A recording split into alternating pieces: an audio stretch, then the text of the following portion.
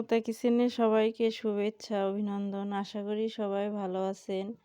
আমিও ভালো আছি। আজকে আমি খেজুরের গুড়ের পায়েস রান্না করেছি। এখানে আপনাদের সঙ্গে শেয়ার করতেছি খেজুরের গুড়ের পায়েস। অসাধারণ হয়েছে। কার কার খেজুরের গুড়ের পায়েস খেতে পছন্দ আমাকে কমেন্টে জানাবেন। সবাই পুরো ভিডিওটি দেখবেন। আজকে আমরা এই খেজুরের গুড়ের পায়েস রুটি দিয়ে খাবো। অনেকে এই পায়েস মুড়ি দিয়ে খেতে গরম গরম ভালোবাসে। অসাধারণ লাগে খেতে।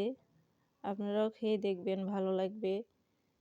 সবাই পুরো ভিডিওটি দেখবেন, পাশে থাকবেন, আমাকে সাপোর্ট করবেন, তাহলে আমি নিত্য নতুন ভিডিও তৈরি করতে উৎসাহ পাবো। কথা হবে পরবর্তী ভিডিওতে। সবাই ভালো থাকবেন, সুস্থ থাকবেন। ধন্যবাদ।